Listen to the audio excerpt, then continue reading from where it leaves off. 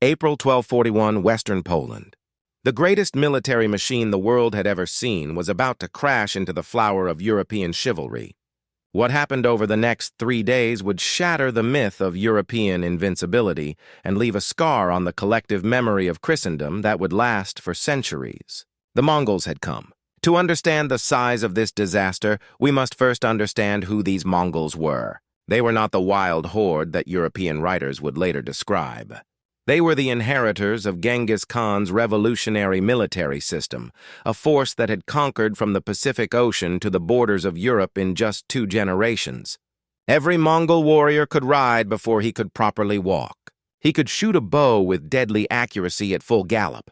He could survive on mare's milk and dried meat for weeks, covering distances that European armies thought impossible. By 1241, the Mongol Empire stretched from China to the gates of Europe. The great cities of Central Asia had fallen. The Islamic world's most powerful kingdoms had been crushed. The supposedly unbeatable Great Wall of China had proven useless. Now under Batu Khan, grandson of Genghis Khan himself, 3 Ottomans, 30,000 of the most disciplined warriors on earth, had already destroyed Kiev, the jewel of the Rus lands, and torn through Hungary like a tornado through wheat. The Mongol invasion of Europe was not random violence. It was a carefully planned campaign of conquest. Batu Khan had divided his forces. One army destroyed Hungary. Another moved through Poland, systematically destroying any force that could threaten the Mongol flanks. They had already burned Lublin, sacked Sandomierz, and left Krakow a smoking ruin. Now they turned towards Silesia, one of Poland's richest duchies. Duke Henry II of Silesia, called Henry the Pious for his devotion to the church, knew what was coming. He was no fool. Desperate messages had arrived from the east, each more terrifying than the last. Entire cities reduced to ash in single days. Populations killed down to the last child. Armies that had stood for centuries wiped out in hours. The messages spoke of devils on horseback who fought with supernatural coordination, who appeared from nowhere and disappeared like smoke. But Henry was no coward. He was a veteran commander who had fought in numerous campaigns. More importantly, he understood that if the Mongols were not stopped here, all of Europe lay open before them. He sent urgent messages across Poland, Moravia, and the German states. The response was unprecedented. The Knights Templar, those legendary warrior monks who had fought in the Crusades, answered the call. The Teutonic Knights, fresh from their campaigns in the Baltic, marched south with their heavy cavalry. Polish nobility from across the fragmented kingdom put aside their feuds and gathered their troops. Duke Mieszko of Opole brought his entire force. Moravian infantry marched north. Even gold miners from the rich Silesian mines, men who had never held a sword, volunteered to defend Christendom. Historical records written by terrified monks claimed 100,000 men stood ready to face the Mongol threat. This was almost certainly an exaggeration born of fear and hope. Modern historians studying the logistics and population records suggest the real number was closer to 25,000 or 40,000. But even that smaller figure represented one of the largest European armies of the medieval period. To put this in perspective, William the Conqueror had conquered England with perhaps 10,000 men. The largest armies of the Third Crusade barely exceeded 30,000. Against them stood perhaps 20,000 Mongols, 2 Ottomans under the command of Baydar and Kadan. The Europeans had numerical superiority. They had heavier armor, the finest metalwork in the world at that time. They had the blessing of the Pope. They had God on their side, or so they believed. They would need all of it, and it would not be enough.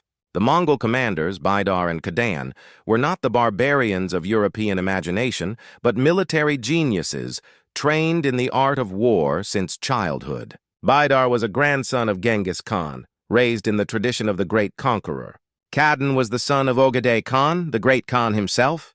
These were not mere raiders, but strategic thinkers who had studied European tactics for years through their intelligence network. Yes, the Mongols had spies throughout Europe, often disguised as merchants.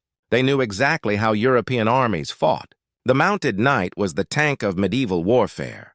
Hundreds of pounds of man, armor, and horse concentrated into a devastating charge that could shatter any infantry line. But the Mongols also knew the weaknesses. Knights were slow. Their horses tired quickly under the weight. They fought for personal glory, often breaking formation to pursue individual combat. Most critically, European armies depended on close combat, while Mongol doctrine emphasized killing the enemy before he could reach you. Day 1, April 7, 1241.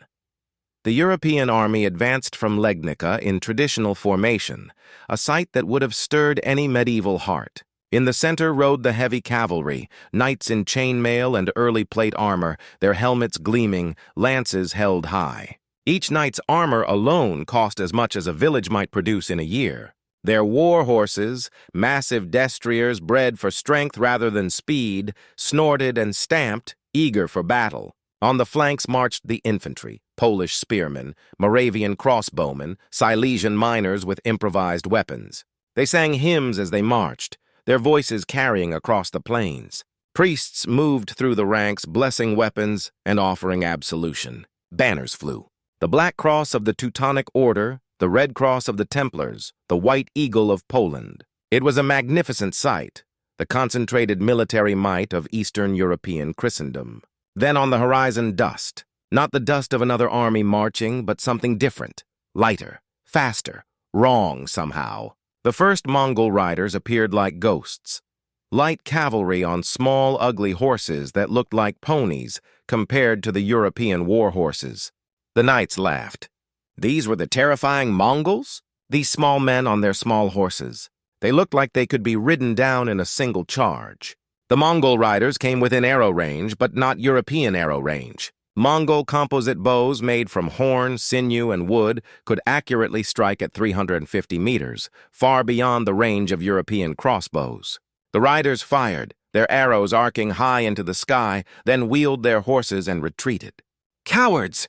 the Polish knights shouted. "They run like rabbits, like women."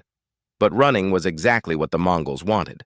This was not cowardice, but calculated tactical doctrine. For hours, wave after wave of horse archers harassed the European lines. They would ride in, fire, and retreat before the heavy cavalry could respond. Each Mongol carried 60 arrows in their quivers, with supply horses carrying hundreds more. 20,000 men times 60 arrows equals 1.2 million projectiles. The mathematics of death. The Europeans raised their shields and endured, but the psychological effect was devastating. Knights were trained for glorious charges, for the clash of steel on steel, for honorable single combat. Instead, they stood like targets while enemies they couldn't reach slowly bled them. Horses screamed as arrows found gaps in their armor. Men cursed as shafts penetrated mail at the joints.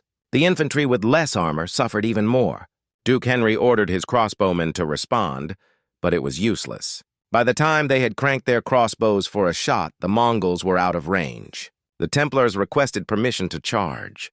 Henry refused. He knew that's what the Mongols wanted, to draw his forces out piecemeal and destroy them.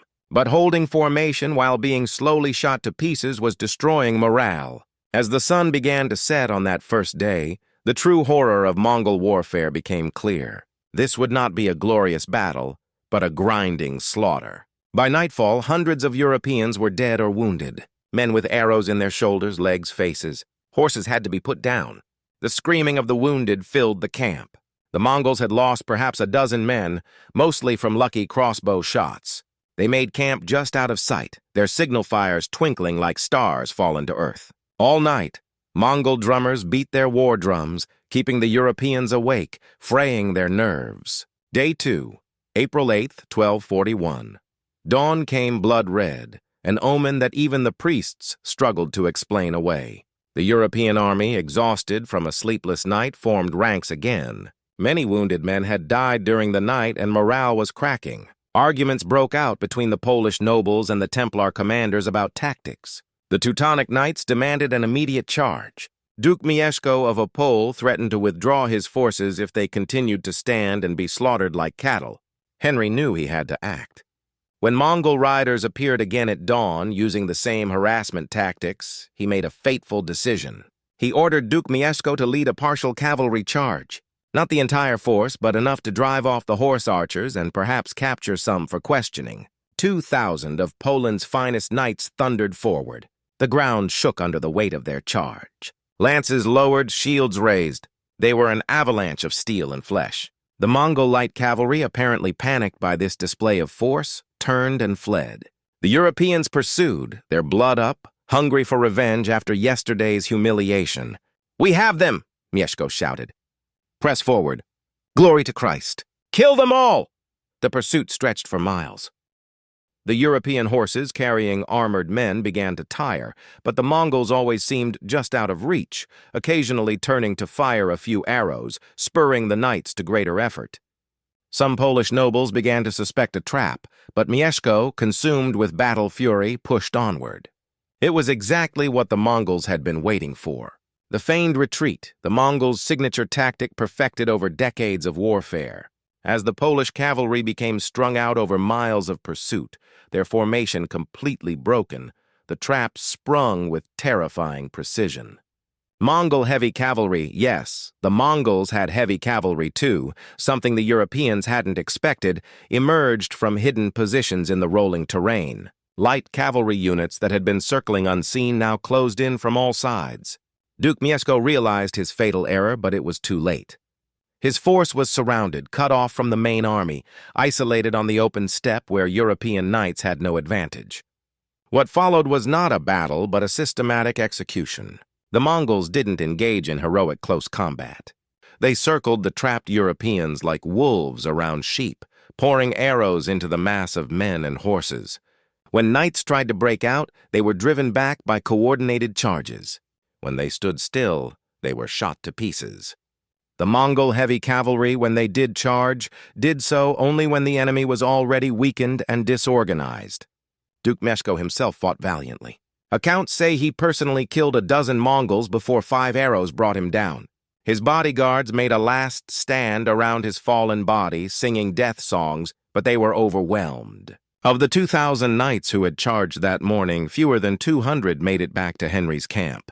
The survivors were traumatized, some driven mad by what they had witnessed. They spoke of demons who fought with supernatural coordination, who seemed to communicate without words, who killed without mercy or honor. One knight, his armor pierced by 7 arrows, died repeating, "They are not men! They are not men!" That night the Mongols sent a message to Henry's camp. It was Duke Mieszko's head preserved in salt with a simple note in broken Latin. "Tomorrow you. Day 3, April 9th, 1241. The day of destruction." Henry's war council that morning was a scene of barely controlled panic. He had lost nearly a quarter of his army. The Moravian infantry were on the verge of desertion. Several Polish nobles had already fled during the night with their troops. But Henry knew that retreat was impossible. The Mongols would run them down on the open plains. The only choice was to stand and fight, to make one last desperate battle. Henry chose his ground carefully. A field near the village of Legnicki Pole, Legnicka Field. It had a slight rise that would give his archers an advantage and a stream on one flank that would prevent encirclement. He arranged his forces in a defensive formation. The Templars and Teutonic Knights formed the center. These religious warriors would not flee. Polish knights took the right wing, the remaining infantry the left. Henry himself commanded the reserve. As the morning mist cleared, the Mongols appeared. But something was different. They weren't moving in their usual fluid formations. Instead, they seemed to be setting up strange devices, large pots or cauldrons mounted on wheels. The Europeans watched, puzzled. Were these some kind of cooking pots? Were the pagans performing some ritual? Then the battle began, and the true horror of Mongol innovation was revealed. The devices were Chinese gunpowder weapons, not cannons. Those were still decades away, but smoke generators. The Mongols had learned this technology during their conquest of the Jin dynasty in northern China. As the European army advanced, the Mongols ignited these devices, creating massive clouds of thick, choking smoke that rolled across the battlefield. Within minutes, the carefully organized European formation began to fall apart. Men couldn't see more than a few feet. Commands couldn't be heard over the coughing and confusion. Units lost contact with each other. Banners, the medieval command and control system, disappeared in the smoke. Knights stumbled into their own infantry. Horses, panicked by the smoke, became uncontrollable. Then came the psychological masterstroke. Days earlier, the Mongols had captured Polish prisoners and forced them to learn one phrase in Polish. Uciekajcie, straceni, run, all is lost. Now in the smoke and confusion, Mongol warriors who had learned these words shouted them across the battlefield. Polish soldiers, unable to see through the smoke, hearing what sounded like Polish voices, believed their own commanders were ordering retreat. Panic spread like plague. Men began to run, colliding with others trying to hold formation. The infantry on the left wing broke first, streaming away from the battlefield. This exposed the center where the Templars and Teutonic Knights stood firm, but they were now isolated islands in a sea of chaos. The Mongols attacked with perfect coordination. How they maintained unit cohesion in the smoke remains a mystery. Perhaps they used drums or horns at frequencies that cut through the chaos. Or perhaps they had simply practiced this tactic so many times that each unit knew its role by heart. Light cavalry struck from the flanks, pouring arrows into the confused mass. Heavy cavalry smashed into broken units, shattering them completely. The Knights Templar fought with the courage of men who believed they were earning martyrdom. Surrounded, outnumbered, unable to see their enemies until they were almost upon them, they stood in a circle and fought to the last man. Their Grandmaster Popo von Osterna was found after the battle with 23 arrows in his body, his sword broken, surrounded by Mongol dead. The Teutonic Knights attempted to cut their way out, forming a wedge and charging blindly through the smoke. They actually broke through the Mongol lines only to find themselves in open country with Mongol cavalry in pursuit. They were run down one by one, their heavy armor becoming a death trap as their exhausted horses collapsed. Duke Henry, seeing his army disintegrating, made the fatal decision to try to rally his forces. He rode forward with his personal banner, trying to create a rallying point. For a moment it seemed to work. Polish knights began to converge on his position. Then a Mongol arrow fired by an unknown archer struck him in the armpit where his armor plates joined. He swayed in his saddle but stayed mounted, trying to continue fighting. His bodyguards closed around him, attempting to get him off the battlefield, but the Mongols had marked him as the commander. They concentrated their entire force on this small group.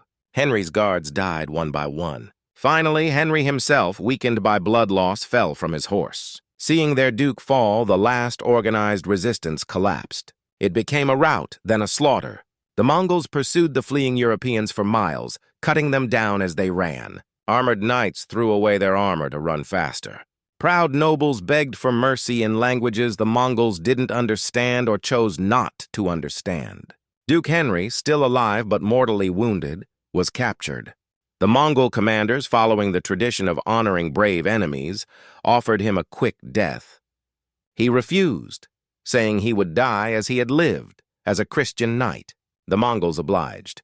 His head was cut off and placed on a spear, later paraded around the city of Legnica as proof of victory. His mother, searching the battlefield days later, could only identify his body by his polydactyly.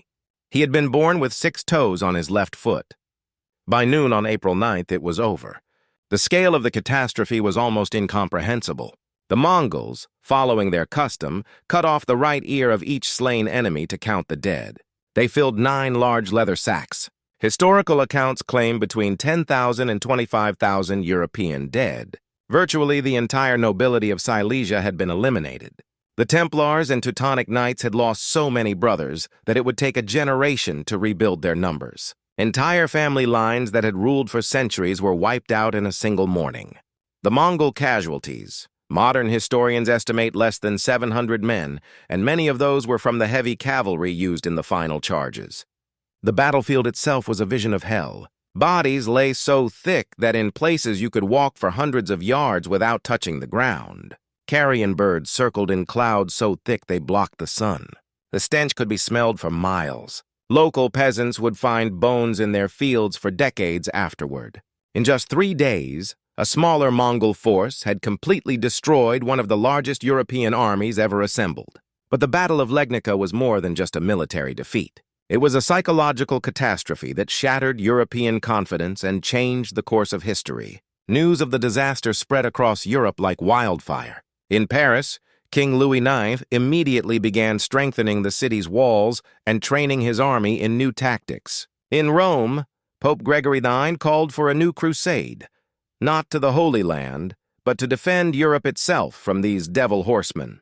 The Holy Roman Emperor Frederick II, locked in his own conflict with the Pope, suddenly found both sides willing to discuss peace in the face of this external threat. Letters from this period reveal the depth of European terror. One German writer wrote, "The Mongols are the punishment of God for our sins. They fight not as men fight with honor and courage, but as demons fight with cunning and cruelty. Our knights, the finest warriors in Christendom, were as children before them." The psychological impact went beyond military concerns. The Mongols had demonstrated that the entire basis of European feudal military power, the mounted knight, was obsolete against a disciplined, tactically superior force. The elaborate codes of chivalry, the individual heroism, the honor-based combat that defined European warfare meant nothing against an enemy who fought to win by any means necessary. Fortunately for Europe, salvation came from an unexpected source. In December 1241, 8 months after Legnica, the great Khan Ogedei died in Mongolia. He had been drinking heavily. Some sources suggest he was poisoned and died suddenly during a hunting trip. By Mongol law, all members of the royal family had to return to Mongolia to elect a new great Khan. Batu Khan, frustrated but obedient to tradition, withdrew his armies from Europe. The Mongols would never penetrate this far into Europe again. Political struggles in Mongolia, the vast distances involved, and the eventual fragmentation of the Mongol Empire meant that the threat gradually receded. But the lesson had been burned into European consciousness with fire and blood. The Battle of Legnica forced a revolution in European military thinking. Within a generation, European armies began adopting combined arms tactics, improving their archery, and developing early gunpowder weapons. The age of the mounted knight's absolute supremacy on the battlefield was beginning its long, slow end. Professional armies would gradually replace feudal levies. Tactics and discipline would become more important than individual valor. Some historians argue that Legnica saved Europe by teaching it harsh lessons just in time.